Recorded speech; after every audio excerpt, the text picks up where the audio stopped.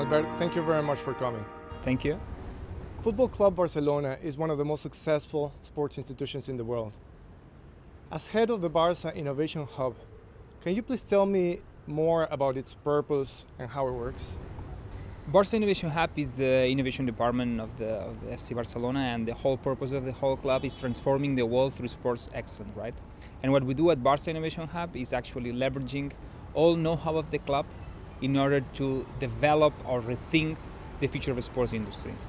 That means that we want to have an impact internally, so we are trying to develop internal talent by working with third parties, startups, research centers, universities, but also trying to have an impact externally to the club. That means that any product and services that we are able to develop with these startups, any research project that we are developing with a lot of different research partners, we want to have impact externally. We want to help other clubs. We want to help other institutions. We want to help these startups to succeed in the sports industry and beyond. One of the key aspects of the sports industry is the fact that it has a lot of relationship with other sectors, right? You can think of healthcare, you can think of wellness, you can even think of media entertainment, even infrastructure development, right? So all that is the perfect place to test things with these parties that at some point will develop value not only to the sports industry but also to these other sectors, right?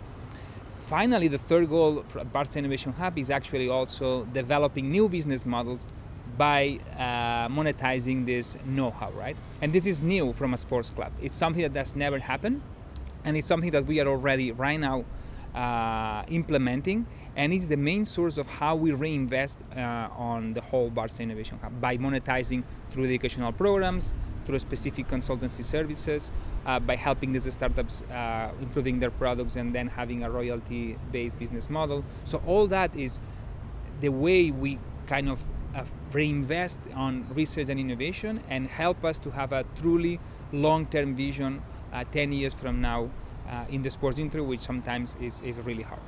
In our recent innovation study, we have reached out to senior leaders in over 1,000 large companies, and we found that innovation is becoming more complex and also more widespread in terms of type and in terms of focus. We found also that innovation investment allocation is not done strategically. Legacy businesses, the oldest and most mature in the portfolio, are getting a lot of the innovation investments, while newer businesses with very high growth potential are not getting the innovation investment nor the management attention that they would need to thrive. So I want to ask you, how do you allocate innovation investments in the world of sports?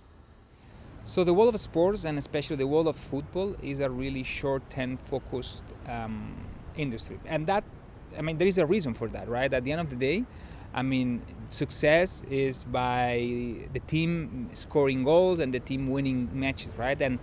But sometimes to do that, there is a lot of uncertainty on actually achieving this. So you can even buy the best player of the world, but you need to have this player integrating well into the whole team. So there's a lot of uncertainty here and a lot of short-term focus in order to achieve this goal, right? So considering this environment, from an innovation point of view, we have to think on 10 years from now. But the main reason right now here at the sports industry I am envisioning right now is that there is a lot of resource allocation, and I would say on incremental innovation, right? Especially understanding other sectors, how they develop specific solutions that may serve to the sports industry, but the sports industry is still catching up. And I can think of, CRM strategies. I can think of, GPS tracking solutions for the players. So there's a lot of investment right now on the incremental innovation. But to be honest, from an innovation point of view, and this is one of the tensions that I always try to manage, is how we as a club can invest, can dedicate resources in order to start managing potential disruptions that may come to the sports industry in the next 10 years. I would say that right now this is not a primary focus, but this is something that some organizations that we are already managing on a daily basis, this incremental innovation, thinking on how we're going to manage that in the next years. When we started this study, we asked ourselves, how can companies allocate their innovation investments in a more structured way in order to drive higher financial performance? And we explored whether innovation governance could be an enabler. We found that only 10% of companies consider that they are creating the necessary ground for ideas to flourish, to be selected, to be experimented on, and to be scaled into financial reality. However, the same companies, when we asked them about the future plans, 80% of them said that they would need to govern innovation more extensively in order to meet their growth ambitions. So I wanted to ask you, in the world of sports, do you think that there will be more governance in the next 5 years? Absolutely, and this is one of the key aspects I think that we have to improve, because it's too tempting to have innovation as a marketing tool.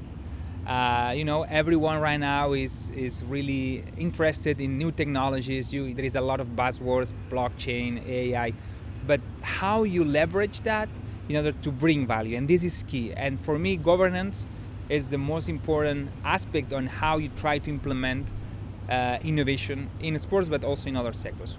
How you kind of set up your goals, and then you have accountability of these goals. And sometimes you may fail. This is normal. Like, you are creating a startup, you can fail, but at the same time, when you're managing innovation in a whole big organization, you can fail. But you have to have this accountability in order to iterate your own way to implement this innovation, and then trying to improve depending on how your organization behaves and how your organization actually is organized itself, right? Some people argue that governance, if not done well, could actually harm innovation. So I would like to know what's your view around this. I don't agree with that sentence saying that governance may at some point harm innovation. For me, governance is not about framing everything you want to deliver innovation. You have to give space to this innovation to arise.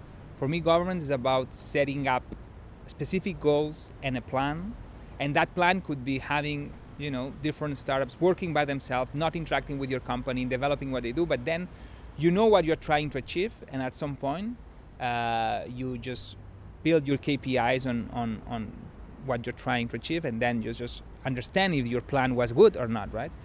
I would say that in terms of the process of innovation, ideation is kind of the easiest way to manage, and at the end of the day, it's not that important.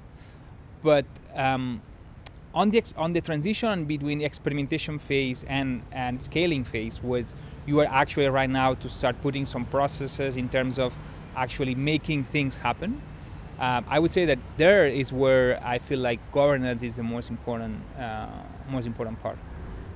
Nowadays, it's getting harder to predict the future, but still it's important to have an idea of what you want to achieve in order to give some direction to your actions.